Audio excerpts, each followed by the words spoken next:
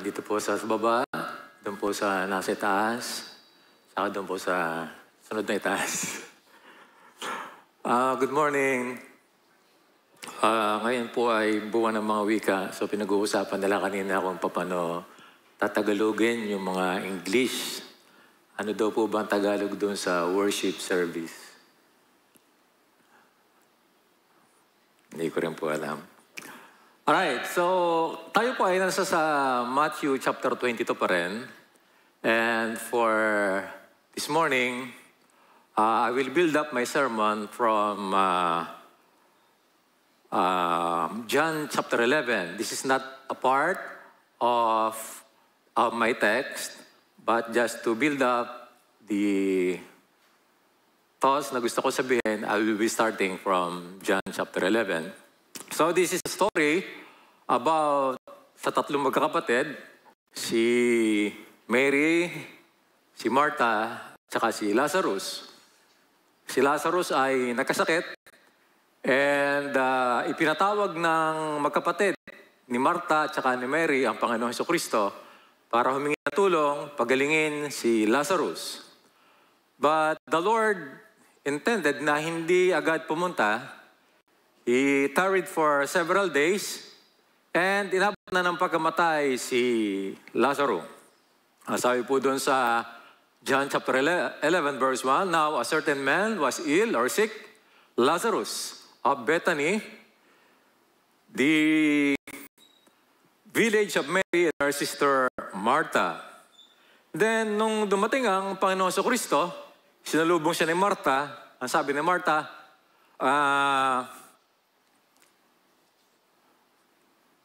ang hirap pala pagka dalawang pinagsasabay. Martha said to Jesus, Lord, if you had been here, my brother would not have died. Kung dumating ka lang na mas maaga, sana hindi namatay ang aking kapatid.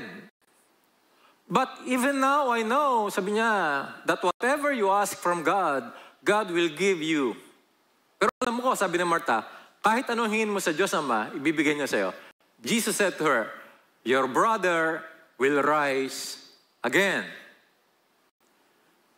Sabi ni Martha, Martha said to him, I know that he will rise again in the resurrection of the dead, in the resurrection on the last day. Jesus said to her, I am the resurrection and the life. Whoever believes in me, though he die, yet shall he live. And everyone who lives and believes in me shall never die. Sabi ng Panginoon Jesus kay Martha, don't worry, your brother Lazarus will rise again. Sa isip ni Martha, yeah, I know. He will rise again, but not today. In the resurrection, on the last day. Then, when he had said these things, he cried out with a loud voice and said, Lazarus, come out. The man who had died came out. And Jesus said to them, unbind him and let him go. Sa Bible po, mapakaraming makikita yun. This is a record of resurrection in the Bible. In the Old Testament and in the New Testament. So maraming pagkakataon, may mga namatay na muling nabuhay. But that is not the resurrection from the dead. Kasi muli po silang namatay. I do believe that Lazarus died again. And all of those in the list, muli silang namatay. Ano po ba yung resurrection from the dead?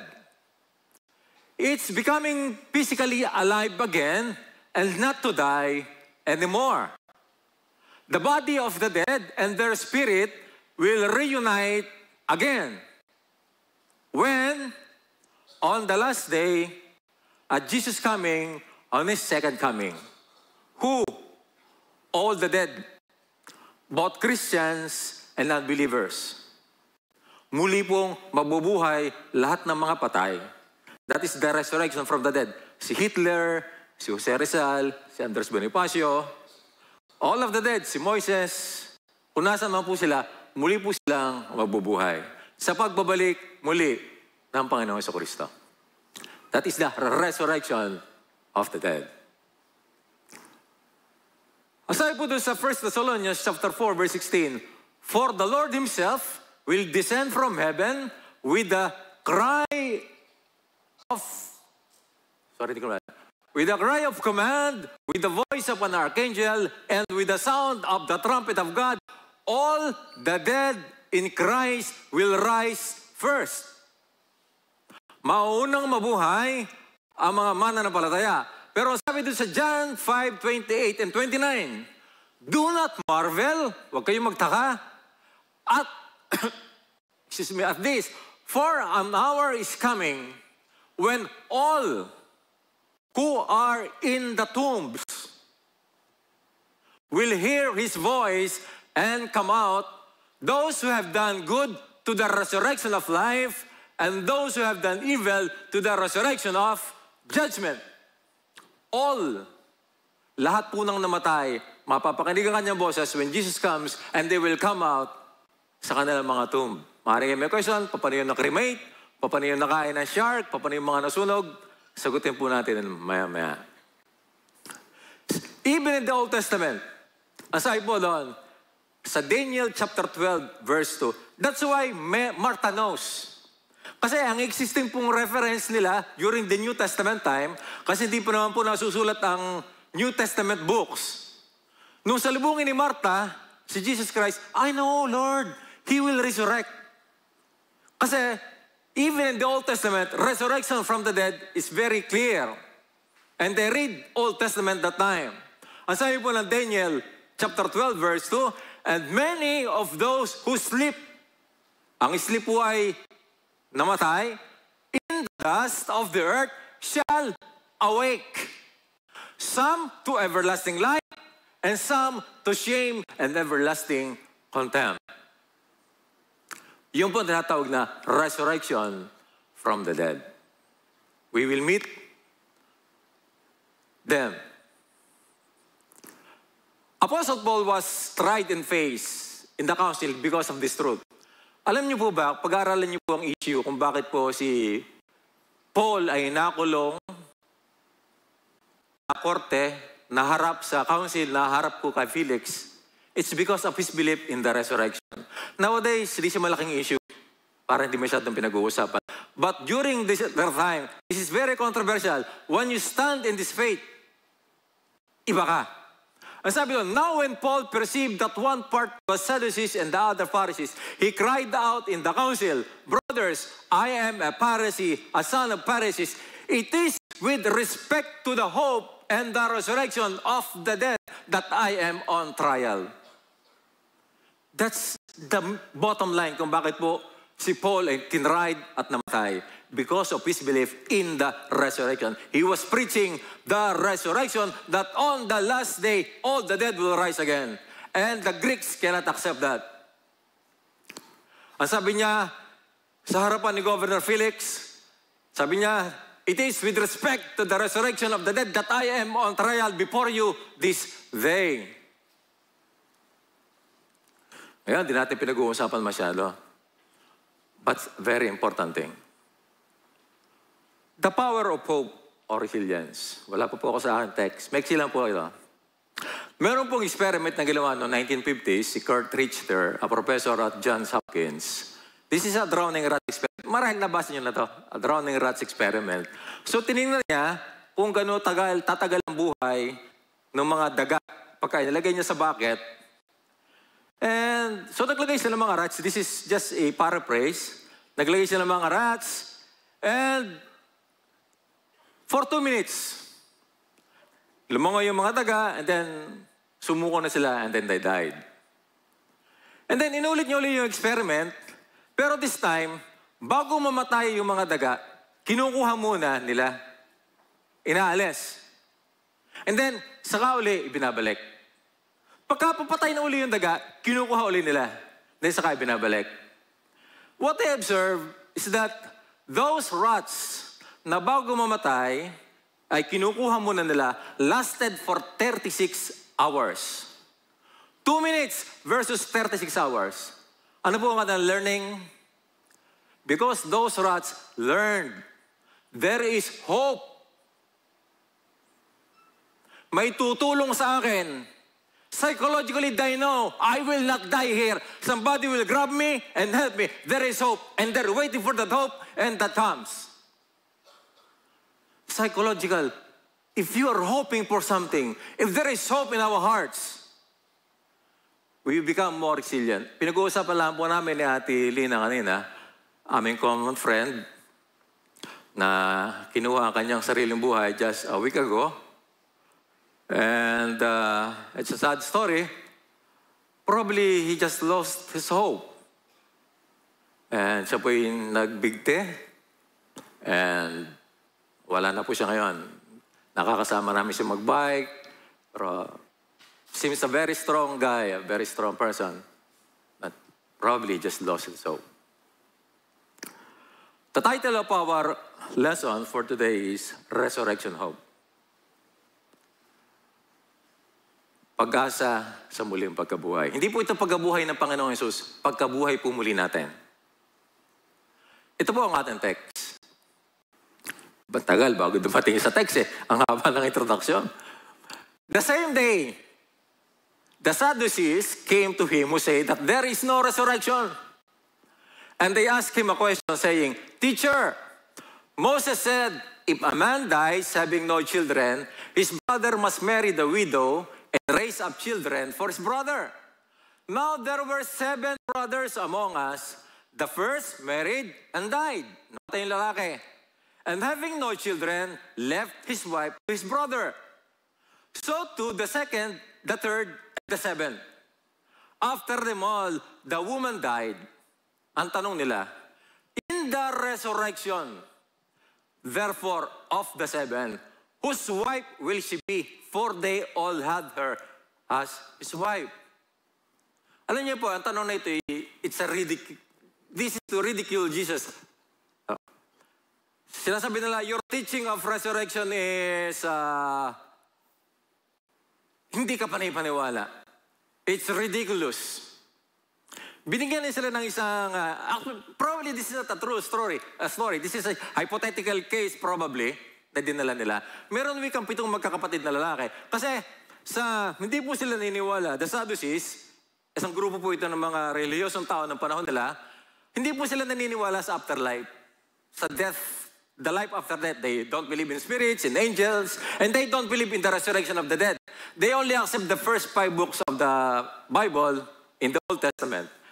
And meron po tinatawag na levirate marriage, liver or a brother-in-law. It is the obligation of a surviving brother to marry the widow of his brother if he died without having children. It is written in the book of Deuteronomy.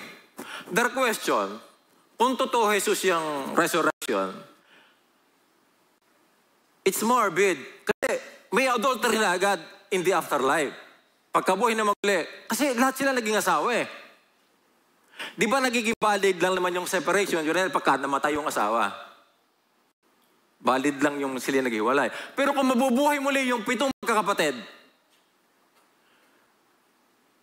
sino ang magiging asawa ng babae? Kahit dito tayo resurrection. That's ridiculous. So tinitingnan nila kung paano sasagot ang Panginoong Jesucristo. Ang sabi po ni Jesus Christ, but Jesus answered them, you are wrong. Because you know not the scriptures nor the power of God. Diyan kayo mali. Kasi napaka-religious ninyo, pero hindi nyo alam ang Biblia. You don't know the scripture very well, nor the power of God.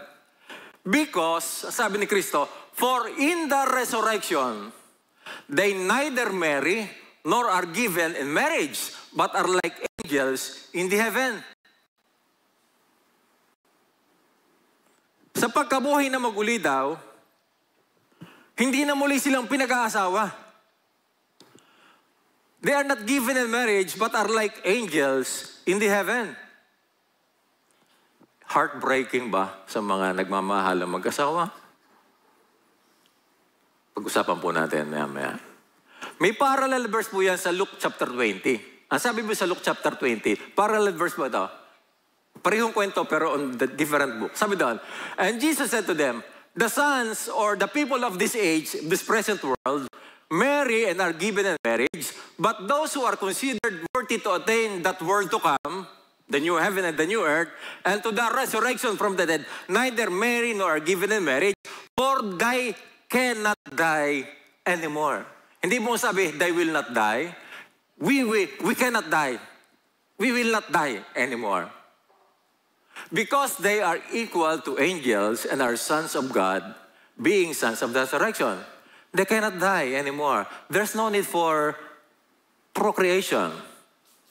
It seems to be that one of the purpose talaga ng marriage, una naman talaga sabi, magpakahayo kayo at magpakarami, ang sabi kay Eda.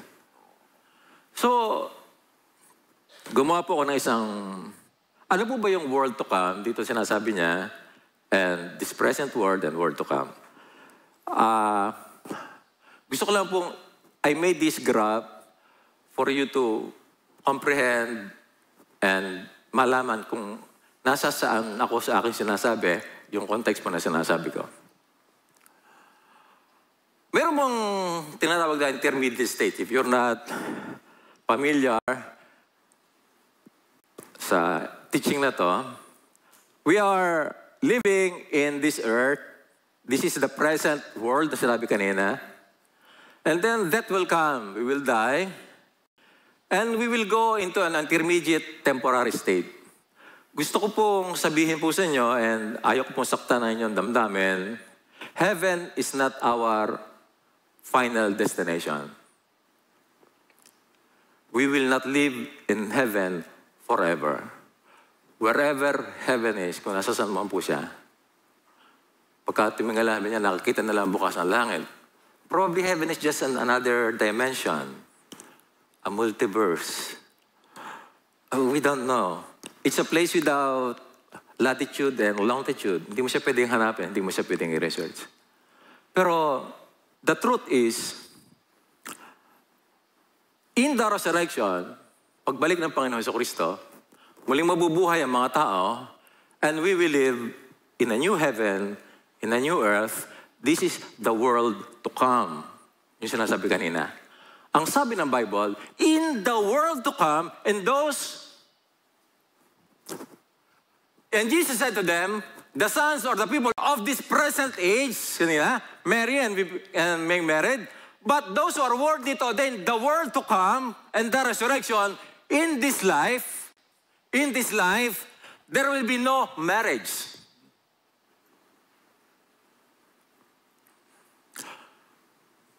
Ang sabi po, sabihin niyo, niloloko ko kayo. Lalo na sa mga bata, kasi pagka tinanong tayo, nasaan po si Lola? Nasa heaven. Totoo naman po. Lahat po nang namatay, their spirit is in heaven. But one day when Jesus comes, on the last day, their spirits will reunite on their bodies, and we will live here on this earth. This is not strange. This is in the Bible. Then I saw a new heaven and new earth, for the first heaven and the first earth had passed away. And I saw a holy city, New Jerusalem, coming down out of heaven from God. And I heard a loud voice from the throne saying, behold, the dwelling place of God is with men. He will dwell with them, and they will be his people, and God himself will be with them as their God. He will wipe away every tear from their eyes, and death shall be no more, neither shall there be mourning, nor crying, nor pain anymore. For the former things have passed away, the former things in this life. Behold, I'm making all things new. We will come back here in New Batangas City without sin, purified, sanctified. Pwede po natin siyang pag-aralan. It's a long topic. Ang sabi po doon, for in the resurrection, they neither marry nor are given in marriage. This concerns the happily married believers who do not want to end their union simply on death. Nilagyan ko po ng highlight yung happily married. Kasi baka sa iba, it would be a happy moment because they are not happily married. Kami pala naman mag-asawa, hindi na mag-asawa pagdating doon sa kabilang buhay.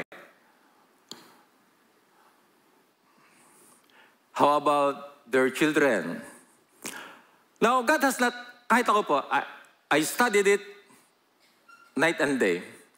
Pero I can't see a clear answer. God has not revealed anything more about this, though Scripture indicates that the eternal glories awaiting for the redeemed will be more splendid than anyone can ask or think.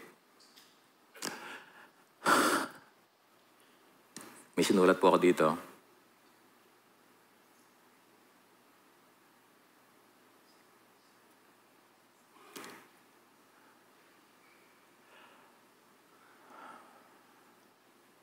Ang sabi po sa mga verses na to, tignan niyo po, kasi we really don't know eh. We really don't know.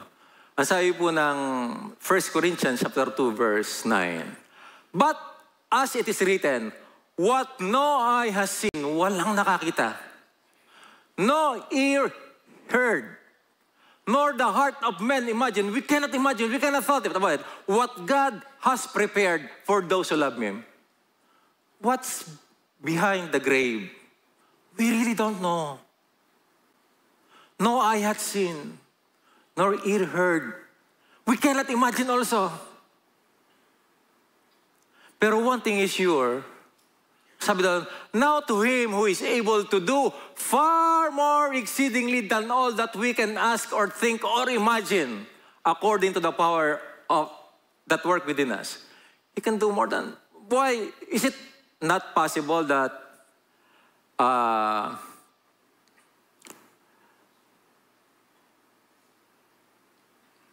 it assumes that the need for love, fellowship, and whatever necessary for joy and blessings will be provided in the age to come. A world without a lifelong marriage commitment to one person, but people will know their loved ones and still experience the joy and love of close relationship more than less.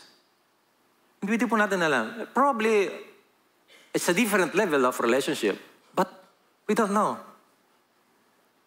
Nung mamatay si Lazarus, nung mamatay yung mayaman, alam ng mayaman yung kanyang mga kapatid na buhay pa, di ba? They know. Nung sa huli kong preaching, kilala ng mga apostol si Elias at saka si Moises. They know the person. Eh, paano kung wala lang naman yung relationship bilang mag-asawa? I can't say. Pag tinanong niyo ko, I don't know. I really don't know. But with the Bible, ang sabi doon no tears, no eyes, no mourning, no more sadness. Probably it's a better relationship.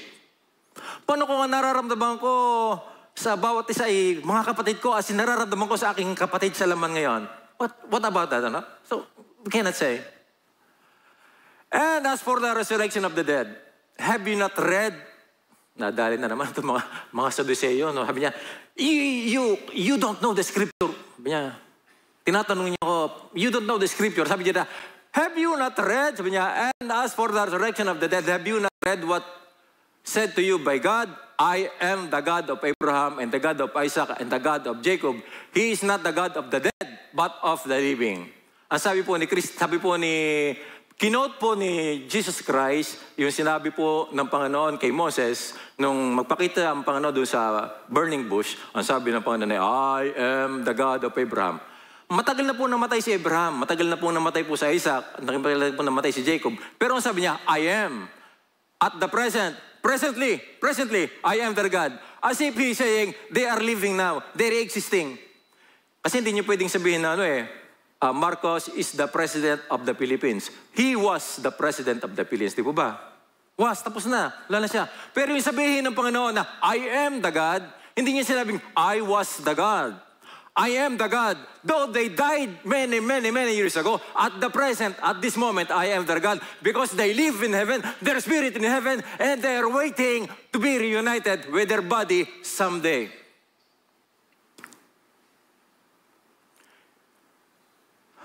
Lalampasan ko na po siya. The resurrection body. Ang mga taga-Korinto, dahil po sila ay masyadong naturuan ng mga Griego na hindi naniniwala dito, so may mga maling aral na lumalabas. Sasabi po doon, but someone will ask, how are the dead raised? Siguro kayo din. Paano mabuhay na muli ang mga patay? With what kind of body do they come? Anong tsurang katawan magkakameron tayo? You foolish person, what you saw does not come to life unless it dies. And what you saw is not the body. In closing parenthesis, nililiwanag ko lang po, body of the plant, that is to be, but a bare kernel, pwedeng mais, wheat, or some grain. So ginamit ng Panginoon Kristo ang analogy of sowing. Ganun daw ang maling pagkabuhay. Hindi ka nabubuhay ang butil ng mais hanggat hindi mo na mabubulok. Mamamatay. Germination ang tawag ko doon. Germination process. Di ba? Mabubulok muna siya. At yung wika nga itananim mo, hindi wika yun natutubo. Ibang body na tutubo. Hindi na yung seed, nalalaking seed. Kundi in a body, in a different form. Sabi niya, and what you saw is not the body. Hindi mo itinatanim to. Ang itinatanim mo ay ito. And what grows is not this one, but the other. Ganon din daw ang pagkabuhay na magali. Itatanim ang ating katawang lupa sa lupa, mabubulok, and we will be resurrected in a different form. Pero mais pa rin. Nasaan ang ati, Mia? Mais pa rin. Sabi doon, so it is with the resurrection of the dead. Ganon din daw ka sa resurrection of the dead. What is sown is perishable. Yung nalilibing, perishable. Ang perishable, nabubulok. Do not delay, perishable. Pag nakikita kayo, di ba? Nabubulok ng mga laman ng isang biyahe. What is raised is imperishable. Ililibing tayo, mamamatay tayo, may katawang nabubulok. Ang muling mabubuhay, hindi na po mabubulok. What is sown is in dishonor. It is raised in glory. Dishonor, degraded, debased. Not to hurt you, tingnan po natin ang karamihan mga namamatay. Nabaling kuko na ang kamay, nadisformado na sa kanser. Wala nang kaunor-unor tingnan, di mo ba? Karamihan na namamatay. They died in bed, dating malakas ang katawan, namayat, nagkasakit. They died in dishonor, but they will raise in glory. They are sown in weakness, it is raised in power. It is sown a natural body, it is raised a spiritual body. If there is a natural body, there is a spiritual body. This is our natural body. But one day, we will be transformed a spiritual body. Hindi po yung spiritual na ghost na espiritu, no. It's not a ghost-like. It's a literal body also. Paano po? How about those who were cremated? Those who were eaten by shark, those bodies were destroyed, annihilated. It's not a problem with God. Si Adam may ginawa sa alikabok. Hindi kinakailangan ng Panginoon the whole part na kanyang makita sa dagat ng mga namatay. A single molecule, He can transform again into a new person. The resurrection body. 2 Corinthians chapter 15. I tell you this, brothers, flesh and blood, this natural body, flesh and blood cannot inherit the kingdom. Hindi tayo po pwedeng pumasok sa kingdom of God with this body. It is sinful. It is carnal. Sabi niya, nor does the perishable inherit the imperishable. Behold, I tell you a mystery. We shall not all sleep. Hindi tayo lahat mamamatay. Pagdating ng Panginoon Kristo, may dadat niya siyang buhay. Hindi lahat mamamatay. Ang sinabi ko mong bubuhayin muli ay yung mga namatay. Pagdating po ng Panginoon Kristo at tayo'y buhay, siyempre hindi tayo bubuhayin uli. Pero sabi niya, we will not all die, but we shall all be changed. Hindi tayo mamamatay lahat, pero lahat tayo mababago. Yung mga patay muling mabubuhay, tayo mga buhay matatransform. We shall be changed. In a moment, in a twinkling of an eye, at the last trumpet, in a moment, ting! In a twinkling of an eye. For the trumpet will sound and the dead will be raised imperishable, and we shall be changed. But our citizenship is in heaven, and from it we await a Savior, the Lord Jesus Christ, who will transform our lowly body, lower class body, to be like His glorious body. So meron tayong idea ngayon kung magiging ano tayo. We will be like the Lord Jesus Christ when He rose again from the dead. Itatransform daw tayo katulad ng katawan ni Kristo na siya mabuhay na maguli. Ano po ba? Kumuha tayo ng hint. Doon sa Luke chapter 24, ang sabi doon, that very day, nung mabuhay na magli ang Panginoon sa Kristo, naglalakad siya, may sinabayan siyang dalawang lalaki papunta sa Emmaus. Yung po alam natin kwento, the road to Emmaus. And then nakisabay siya sa dalawa, nakipagkwentuhan siya, pero hindi sila nakilala ng dalawa.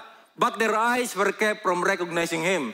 Ito po in a resurrected body na ang Panginoon sa Kristo. In a resurrected body. Hindi siya nakilala. Hindi ninapot na po sila ng hapon. So niyaya ng dalawa na mag-stay ka na muna sa amin sa bahay. Kakain muna tayo. Sabi ng dalawa. When he was at the table with them, he took the bread and blessed and broke it.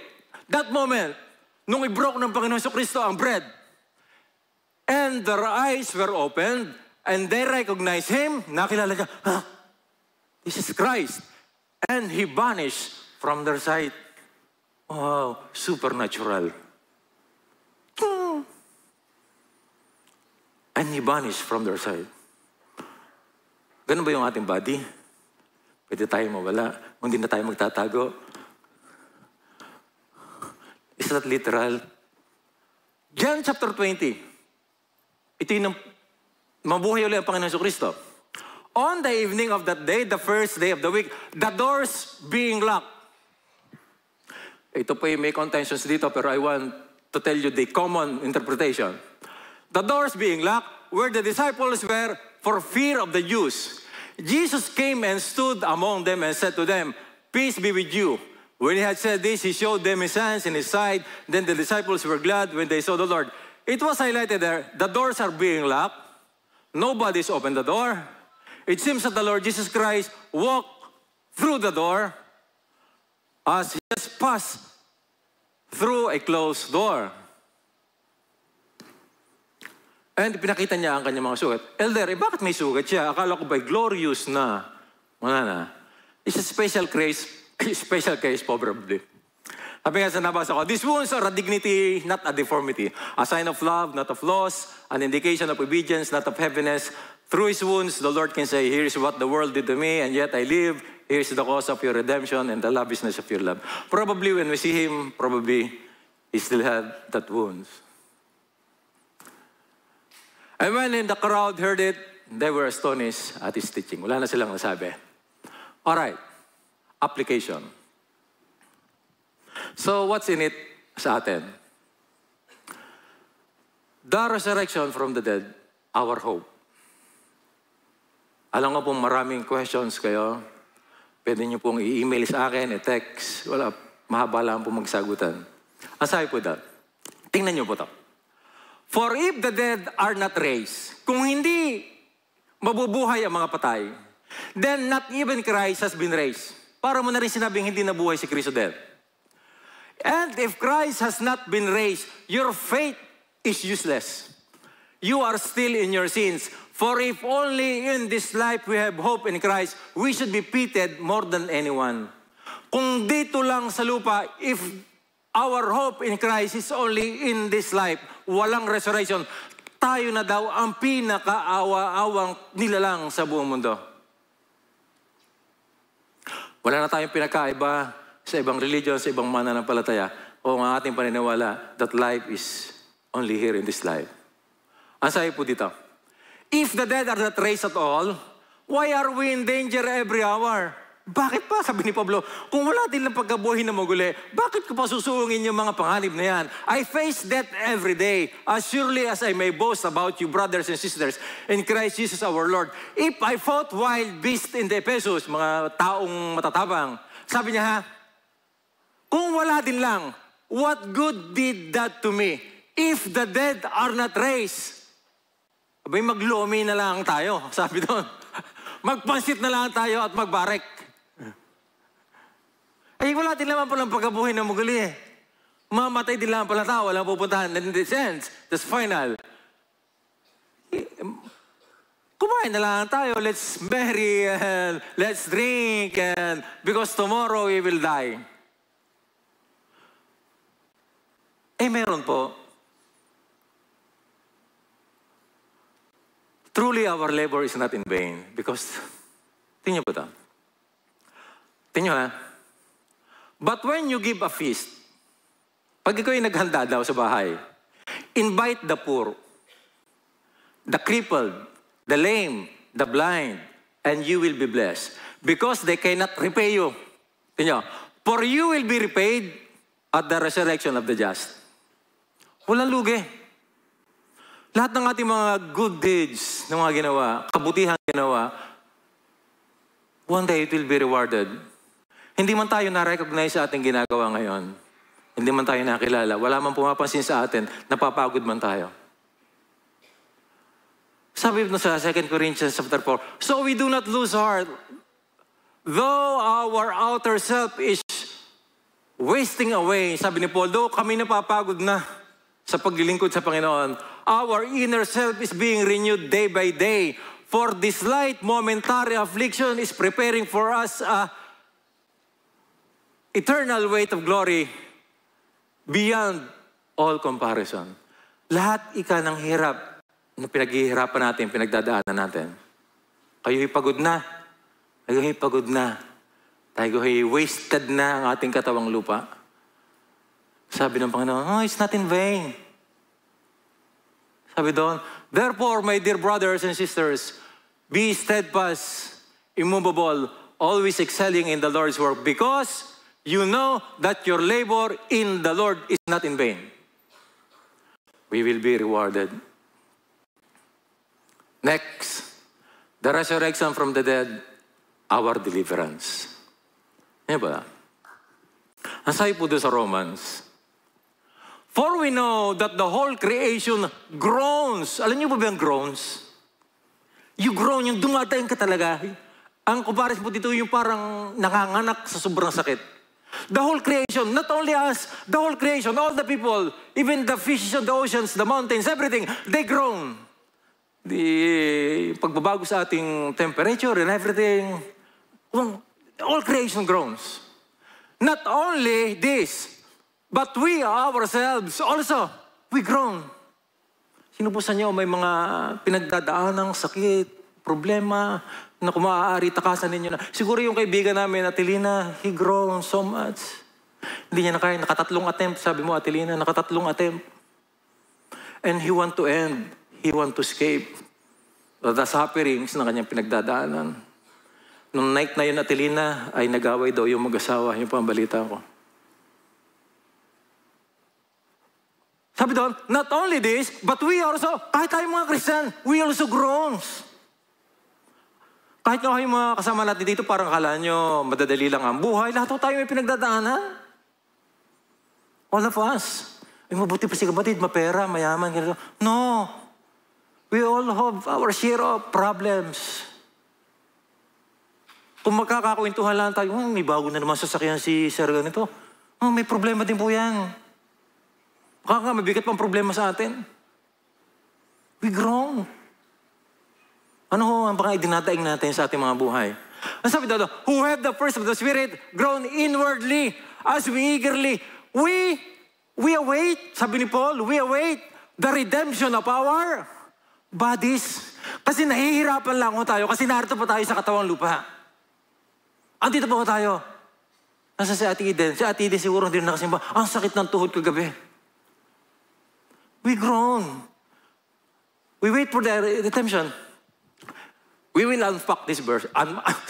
We will unpack this verse. Sorry ho, at parang letter F ang akin nasabi. Ang sabi ho dito, tingnan, si Paul ho ay tent maker. Yung tent. Sabi niya, for we know that if the tent that is our earthly home is destroyed, para lang kung mas maintindihan natin, the tent na nire-refer ni Paul is not a literal tent. It is the earthly home, our physical body, where our spirit lives. Ang sabi ni Paul, for we know that if the tent that is our earthly home is destroyed, pag di namatay, nalibing at nasira na, we have a building from God. It's not a literal building. A building from God, sabi doon, a house not made with hands, eternal in the heavens. It is not a literal building, it is the new body, a heavenly body we're going to put on in the resurrection. Ang sabi po ni Paul, for in this tent, in this body, we groan. Nahihirapan tayo. Sabi ko, ako may iniinom na, sabi ko, kailan kaya ako makakawala dito sa gamot ito? Ilang taon na si Tricia? Si Tricia was 1 year old na simulan kong inumin yung gamot. 26, for 25 years. Na pagka hindi ko ininom, sabi ng doktor sa akin, oh, your serotonin level will so and so, so and so. Yeah. This body, nadi-depreciate. Pumapangit ho tayo. Kahit anong gawa natin pag-maintain, nadi-deform, nakakasakit, uyaringgo. Kahit anong gawin nating alaga, ako'y nag-gym 2 to 3 times a week. I walk, I bike. Pero still, I feel pain of growing old. I'm done. For in this tent we groan, longing to put on our heavenly dwelling, well willing to put on the building. This tent, this natural body, one day will be destroyed.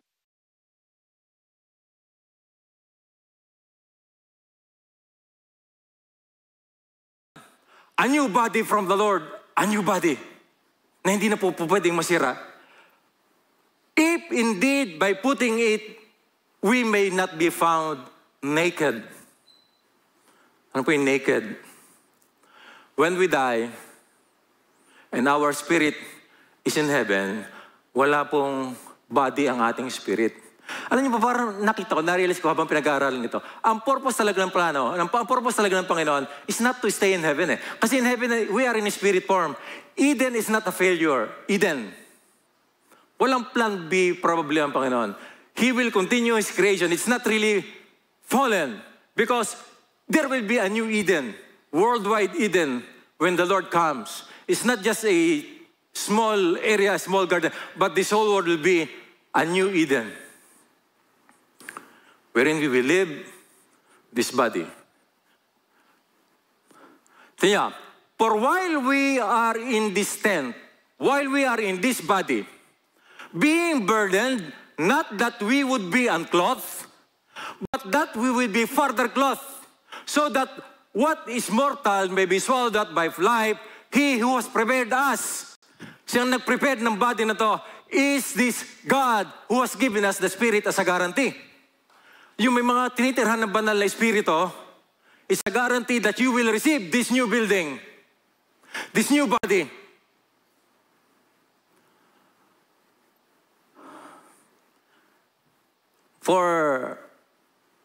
Para po ma-picture.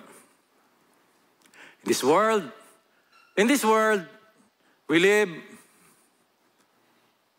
we are spirit who live in a tent, in a mortal body. When we die and go to heaven, in a temporary state, we are in our spirit format, naked. At the resurrection, the Spirit will live in a new building, a new body, perfect, without deformation. Hindi na magkakasakit, wala nang iiyak, wala nang luluha. The age to come. Ang sabi ni Paul, I don't want to be found naked. It seems their theology, the theology of the Old Testament, the first century Christian is really, they're waiting, not there. They're waiting the Lord to come and they know that they will wear a new body. To be clothed by a new body, a new building. For we know that if the tent that is our earthly home is destroyed, we have a building from God, a house not made with hands, eternal in the heavens. For in this tent we groan, longing to put on the heavenly dwelling, if indeed by putting it on, we not be found naked. The resurrection, a wake-up call. Ano yan? Pakinggan niyo po ako. Listen to me. 2 Peter 3, 10 to 13. But the day of the Lord will come like a thief, para magnanakaw. Hindi natin alam kung kailan dadating po ang Panginoong Jesucristo. Like a thief. Meron bang magnanakaw na nagsasabing, oy, alas 10 ng gabi ako'y dadating? Hindi natin alam. Darating siya. And the heavens will pass away with a roar, and the heavenly bodies will be burned up and dissolved. Kaya nga po, babaguhin niya, there will be a new heaven and a new earth. And the earth and the works that are done on it will be exposed. Verse 11.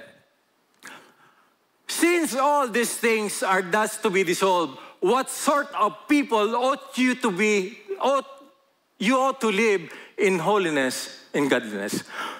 Kung lahat din lang daw ka ng naririto in this present world and cosmos will be burned and turn into ashes and be gone. Ang sabi niya, since all these things are thus to be dissolved, what sort of people ought you to be in lives of holiness and godliness? Anong uri ng pamumuhay ang dapat nating ipamuhay? But sometimes, sabi nga po dito, sabi po, therefore, consider carefully how you live, not as unwise, but as wise, taking advantage of every opportunity, because the days are evil. For this reason, do not be foolish, but be wise by understanding what the Lord's will is, and do not get drunk with wine, which is debauchery, but be filled with the Spirit.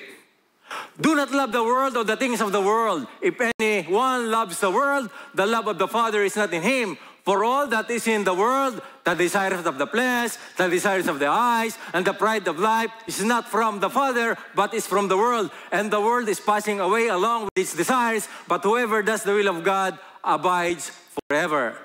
Many of us are not earnestly desiring heaven or the new earth to come. Why? It's because we are so comfortable on this earth. It isn't that we should seek out affliction or hardship, but neither should we dedicate our lives to the pursuit of comfort. Sa totoo lang, ayaw pa nating mawala sa buhay na ito, lalo na yung mga kabataan, naiintindihan ko po kayo. We have dreams. Siguro, elder, siguro para lang yan sa mga matatanda. You can inspire the old and the sick. Pero kami, yung generations namin, hindi po yan para sa amin pa. I understand. Pero, ang pinupunto ko po dito, yamang ang lahat ng inyong ipinundar, si Elder Will yata ay anti-riches. Si Elder yata ay prosperity. Hindi po yun aking gusto sabihin.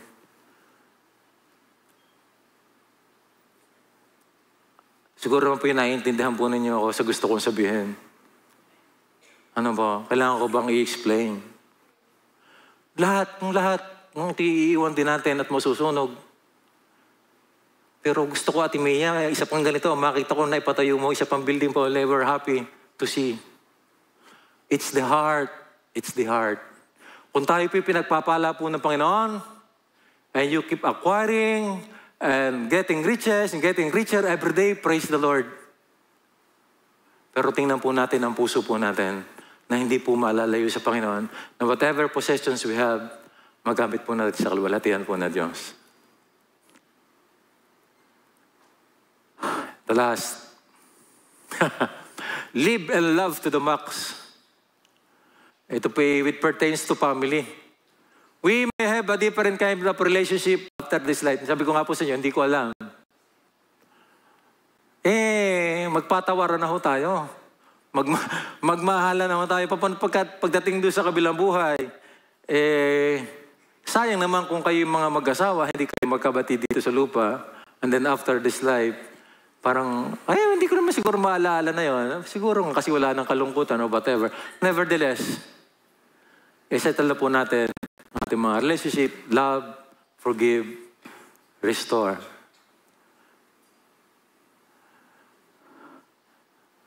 You must put away all bitterness, anger, wrath, quarreling, and slanderous talk, indeed all malice. Instead, be kind to one another, compassionate, forgiving one another. Tayo po ba ay may mga mahal sa buhay na we're not in good terms, ka-member po sa church? Siguro, Elder Well, magkakabati lang kami in the next life. Kami mag-asawa siguro, okay lang kami. Huwag naman po sana, parang yun ang ating escape na lang eh. Sana nandito pa lang sa lupa, maayos na po natin. Last, unbelievers will be resurrected too. Ang mga unbeliever po ay mare-resurrect din. But ang sabi kanina, some to eternal condemnation, some to life. Hindi po natin sila makakasama kung hindi po sila ma-save, hindi po sila mananampalataya. Mabubuhay din sila for judgment. They will be judged. So let's share the gospel. Malungkot naman na tayo naririto, tayo magkakasama, pagdating sa langit, tayo pa rin, hinahanap natin yung iba. Nabuhay din sila, pero hindi natin kasama because hindi sila eternally kasama ng Diyos. So, yun po ang maiksi kong message this afternoon. Hindi ako inabot ng ganun ha. Hindi ako inabot nung timer. May ilang minuto pa ako natitira. Wala, meron ba? 1 minute. Meron ba 1 minute? Time's up na. Time's up na. So, kayo po ba ang sama ng tanong, kayo po ba excited na mapapunta na po sa kabilang buhay? Parang ang hirap sa mga makatao. Ayaw pa namin. We understand. Especially the young generations. Of course, you want to pursue your dreams. Sa totoo lang, kahit po mga bata, tinatanong, ayaw pa namin yung last day, Gusto pa namin, we know. Elder, para lang yan sa'yo. Yung mga nagkakasakit na gusto mo na new body, tingin kayo, gusto nyo na mag-pass away, yan sa inyo yan. Pero sa amin, hindi pa. Hindi natin pwedeng diktahan. Sabi ko nga sa inyo, no eyes had seen, no eyes, no ear heard. We cannot imagine, no imagination have imagined. What's in store for us? We don't know. Malay nyo pagdating dito dito pala magaganap ang inyong mga pangarap sa buhay. Di ba? Walang traffic, walang corruption, hindi na corrupt ang mga leaders and everything. Kasi puro hindi natin alam ang buhay. In the new heaven. Don't know. Okay, tayo po mag-pray. Heavenly Father, maraming salamat po sa inyo. Papasalamat po kami. It's not a fantasy. It's not a story na hindi totoo. This is a fact, Panginoon. At one day, when Jesus comes, we will have a whole new world, a whole new life, a new body, a new relationship with you, Panginoon. And ang challenge nga sa amin is a wake-up call. Yamang alam namin na isang araw ganun na mangyayari. Anong uri ng buhay naman ang aming ipamumuhay? Sana hindi po masayang ang aming buhay na parang hindi na kami aalis sa mundong ito. Yes, hindi naman po talaga kami aalis. We will stay here in a new world, a world to come. But sana po, Panginoon, that we will be rewarded on that day, on that age to come.